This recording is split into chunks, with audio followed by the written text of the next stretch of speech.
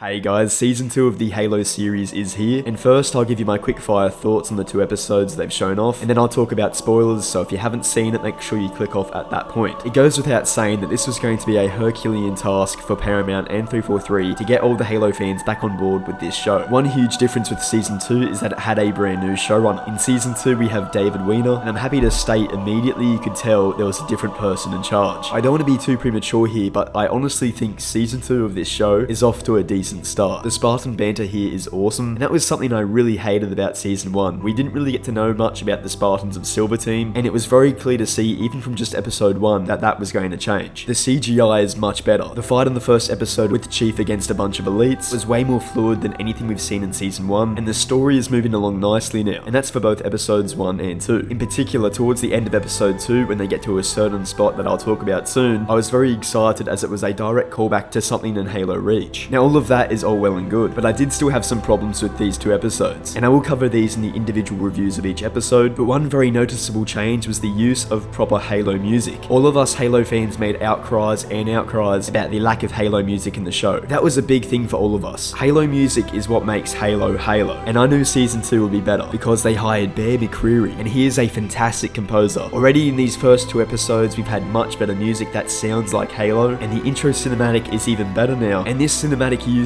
Halo 2 music. If we're being exact, I think it uses the prologue music from Halo 2, and I got instant chills hearing that. I knew Bear McCreary would do a great job with this series, and already from these first 2 episodes, I think that's been pretty evident. Okay, now a lot of what I said there were quick positives about the show. I do still have some negatives, and whenever I saw Quan on screen, I immediately was thinking why. Now I will go into this a bit more in the actual episode 2 review, but overall for both episodes 1 and 2, this character is not necessary. I've got nothing against the actress, she's Australian, I think that's awesome, she's in Halo, but as soon as they cut away from Silver Team or Chief to her, I honestly couldn't care less. And that may sound odd, but her storyline is nowhere near as interesting as what's going on in Reach. I think they could scrap the Quan and Rubble storyline, and you'd still have a really good story with Chief, Silver Team, and whatever's going on with Halsey. But overall, everything else was much better. I'm now going to get into the spoilers, so make sure you click off if you haven't watched it yet, and if you have, here we go. I thought episode 1 started off really strong. I really like the characterization of the Spartans here, in particular Vanek. I loved his quips and things he'd often say, and the banter between Silver Team was so much better. In season 1 of Halo, Silver Team really didn't get much time to shine, and immediately in season 2, it's clear to see that that has changed, and that's something that's given me quite a bit of hope for the future of this series. Already the CGI looked much better too. When the Master Chief was running, that looked a lot more realistic than it would in season 1, and I really enjoyed seeing him use the grapple hook. But let's talk about the most interesting part of the episode, and that of course was Chief engaging the elites on the hill. So he's there to rescue these Marines, and these Marines are a part of Bravo Team or Bravo Company. They saw Chief and they started firing at him, and they missed all their shots. I love that he could tell that they were the communications team from their aim. Something like that is a small quip that Chief would say in the games, so I quite enjoyed that. Seeing the Marines getting picked off by the elites was really cool, and Chief fighting the energy sword elites kind of reminded me of Halo Reach with Noble Six's last stand. And that last shot of Chief looking up at all the elites, where he was realizing he was screwed, that was a really cool shot. And unfortunately, here's where I go into a negative. They brought back Maquis, and I have no idea why. Kai shot her in the last episode of season 1, and that plot line should have been done. There was no need, no reason to bring her back. There is one standout elite so far in the first 2 episodes, and I believe this guy is going to be the Arbiter. I'm really hoping he's going to be the focus of the Covenant going forward. It may not be the Arbiter we know, but I'd much prefer to have a Covenant antagonist and a human antagonist that's a part of the Covenant. That still rubs me the wrong way when the Covenant want to destroy humanity. I know they were using her to find Halo, but surely at this point they could have thrown away that plot line because she was dead. I have no idea how they brought her back from the dead. I was really scratching my head when I saw her. Okay, next we see the Covenant Glass Sanctuary, and this bit was seriously cool. When the Sage spoke to Chief and said that he needs to find his faith and that his death will come soon, I was also finding that quite odd. The Master Chief isn't supposed to die anytime soon. At least if it's supposed to be somewhat similar to the Halo games, Chief is still supposed to be around by 2560. The events of Halo take place 2552, unless this show does something different and they kill off the Master Chief. If anything, I could see them maybe killing off the members of Silver Team and then have Chief by himself go to the Halo with Cortana, and that would be a lot more akin to the games, but I don't see them killing the Master Chief anytime soon. Moving back to Reach, we do see Admiral Keyes. He got a promotion from Captain, but here we get introduced to James Ackerson. I won't talk about him too much, but I really do like the actor, and I think he plays the part of Ackerson really well. You can tell he's going to be one of those antagonists for Chief and Silver Team, so I'm interested to see where his story is going to go. I'm not going to talk too much about the Rubble and Soren because you guys already know my opinions on that. I love Soren, I think he's a badass character, and I believe he's going to be on Reach at some point in the season, as we can see him with Chief in the trailer. I thought it was interesting seeing the pirates try to overthrow overthrow Soren, they must have huge balls of steel, because I could not see anyone trying to overthrow a former Spartan. The rest of the episode was Akason trying to interrogate Chief and also antagonize him. Okay, the end of the episode was quite interesting. At first I was thinking Chief was going into a strip club or something like that, and then I realized it was his way of trying to talk to Cortana without it being Cortana. This shows us that he's really missing her, and at first I wasn't too sure if I enjoyed that scene, but now thinking about it a bit more, I think I do. It was certainly a weird scene, don't get me wrong, but it was his way of trying to communicate to Cortana, and it's very clear to see it's left a very big hole in Chief. I do need to touch on another positive that I really liked, and that was the Spartan interactions with Cobalt and Silver Team. This was so reminiscent of the books. I think we've always had drama between Spartan teams. If I remember correctly, I believe Margaret from Black Team lost one of her eyes in a locker room fight against one of the members of Red Team. Fights between Spartans do break out, and while being Spartans, they are still human, so I really loved this scene. Season 2 episode 1 was already so much better than everything we've had in season 1. My score for episode 1 will be 8 out of 10. I think there's still room to improve, but I seriously really enjoyed this episode much more than I thought I would. I think the best thing I can say about this episode is that it felt like Halo. I know Chief isn't always in his armor, but you have to understand Spartans aren't always in their armor. As long as he's primarily in the suit, I'll be okay. I understand we're never ever going to get that in this Halo show, at least probably not until they get to the first Halo ring, but everything else was so much better, and that's why I'm sticking with my 8 out of 10 rating. Episode 2 of season 2, while not being as strong as episode 1, was still pretty decent. We got to see a lot more of Riz in this episode, which I quite enjoyed. At the beginning of the episode, we see Halsey talking to a clone. We can tell she's a clone because of the nosebleed, and then she dies immediately after, and of course the situation keeps repeating itself. At the end of the episode, we see it was Akason doing all of this to Halsey, and he really seems like an evil guy in this show, and I believe he was like that in the books, so I'm glad they've kept that consistent in the show. If you have read the books, you know that he's going to be the one that creates the Spartan 3 program, and his goal with all of that is to trade lives for time. So deep down, he is an evil guy, but he's more like an anti-hero, kind of similar to Halsey. Going from that, we see Silver Team looking at the board of all the Spartan teams, and they see that Cobalt team is missing. If you look closely here, you can see Cobalt, Gold, Omega, Silver, Sigma, Jade, Black, Grey, and Green team. All of those are Spartan 2 teams. I can't believe they made a Sigma team, but here they announced that Cobalt team is missing. Unfortunately, right after that, they jumped to a Quan scene, and similar to my episode 1 review, as soon as I saw Quan on the screen, my interest in the show dipped. I just don't find this storyline interesting. As soon as it went back to Riz, I was much more interested, and the scene with Riz and the former Spartan was great. We all know so many Spartans failed the augmentations, where I guess you could say a lot of the members of the Spartan program never fully became Spartans because of the augmentations and the damages they sustained after that. In particular, this guy became blind, and yet he still retained a relationship with Riz. I thought the scenes with these two together were done really well, and straight away leaning more into the characters of Silver Team is far more interesting and engaging than all the other side storylines. And Riz does take center stage in this episode, but Chief does visit the Marine he saved, and he talks to her about the events that took place on Sanctuary, and she was afraid to tell the truth to Akason, which unfortunately painted Chief in a bad light. And that's why Akason came down really hard on Chief, as he thinks his mental state is not 100% there, and he thinks the Master Chief is going to be a danger to Silver Team and himself. One of my favorite parts of the episode was the bit with Silver Team training. I hope to see more moments like this where the team trains together. It was mainly focusing on Riz and all of her injuries, but it was great to show how the team works together, and it still showed the fun side of the team. And that's one thing I'm really liking from this series now. I'm really hoping they continue to evolve the relationship of Silver Team, because they are honestly my favorite part of the show. Okay, but now the best part of the episode. We see Chief and Silver Team go out to find Cobalt Team, and they head towards the Visegrad relay. And as soon as I heard this, I got so many chills. I immediately started thinking of Halo Reach and Noble Team and the Winter Contingency. And to make the scene even better, Chief says the Covenant are on Reach. And they didn't say it, but I was waiting for them to say it's the Winter Contingency. And on top of that, we see Sword Base, which again is a callback to Halo Reach, and a really important plot point for the fall of Reach. I do have some gripes with this bit though. We do see Maquis, and we also see the Elite, who I think is the Arbiter. Seeing the Elite cut down the Marines was really cool. The CGI here looked great, and the Elite looks so much better than the Elites in Season 1, but once again, I just don't understand why Maquis is there and how she's still alive. I fully understand the point of her being there to get the Keystones, and then use the Keystones to find Halo, but as soon as that's done, the Covenant are just going to kill her, and I think it's a really odd plot point that was eliminated at the end of Season 1, thanks to Kai. I personally don't know why they brought her back, but the rest of this scene was seriously incredible, and I can't believe I'm saying this, but I'm really excited for Episode 3. For Episode 2, I'm going to give this a 7 out of 10. The main reason I'm taking away 3 points is because we keep seeing so much of Quan. I think I've said all I can about Quan and her storyline. It really just pulls me out of the story. I hate to say it, but her story is pure filler at this point, and I still don't understand why Maquis is alive, but the rest of the episode I thoroughly enjoyed, and I hope they really ramp up the action from here. If you guys enjoyed this video, please do drop me a like, I'd really appreciate it, and if you want to support me that little bit extra, please do drop me a sub. Thanks guys, have a good one.